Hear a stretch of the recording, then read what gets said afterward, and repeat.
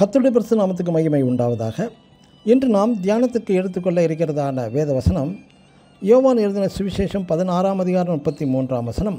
என்னிடத்தில் உங்களுக்கு சமாதானம் உண்டாயிருக்கும். ஆமேன்.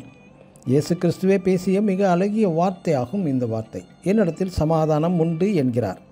இன்று நம்மிடம் எத்தனை பேரிடத்தில் சமாதானம் காணப்படுகிறது? அது மற்றவர்களுக்கும் உங்களது உன்னத சமாதானம் உங்களிடம் இருந்து மற்றவர்களுக்கு கடந்து செல்கிறது. ஒரு நாள் ஒரு படித்த ஞானி மேதை கிறிஸ்துவை அறியாத ஒருவர் தனது நண்பர் வீட்டுக்கு சென்று சில ஆலோசனைகள் கேட்க வந்திருந்தார்.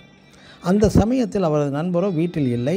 இவரது நண்பர் வெளியே ஊழியத்திற்கு சென்றிருந்தார். ஆனால் அவர் வீட்டில் உள்ளவர்கள் இவரை நன்கு உபசரித்து வீட்டில் அமர வைத்து பேசிக்கொண்டு இருந்தார்கள். இந்த மேதை காத்திருந்த நண்பர் சற்று வெளியே ஊழியங்கள் முடித்து கொஞ்சம் தாமதமாக வீடு வந்தார்.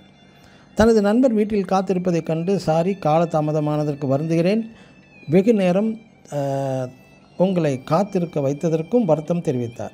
இவரை பார்க்க வந்த நண்பர் சொன்னது, உங்கள் வீட்டில் அரை மணி நேரம் காத்திருக்கும் வாய்ப்பு கிடைத்து விட்டது என்று மகிழ்ச்சி அடைகிறேன். காரணம், உங்கள் வீட்டிற்குள் வந்ததுமே அன்பான உபசரிப்பு செய்தார்கள். உங்கள் வீட்டிற்குள் வந்ததுமே ஒரு தெய்வீக சமாதானம் எனக்கு கிடைத்தது.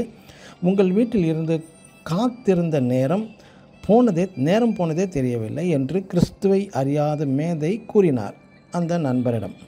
எனக்கு அன்பான தேவனுடைய பிள்ளைகளே, உங்களை தேடி வரும் நண்பர்கள், பழகும் எதிர் வீடு அக்கம் வீட்டு உள்ளவர்கள், இவர்கள் யாவருக்கும் உங்களிடத்திலிருந்து உங்கள் வீட்டிலிருந்து கிறிஸ்துவின் தெய்வீக அன்பு, சமாதானம், ஒரு சந்தோஷம் புறப்பட்டு செல்கிறதா?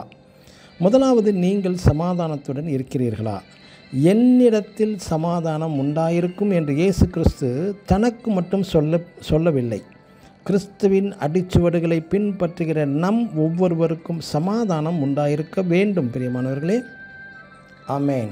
God bless you.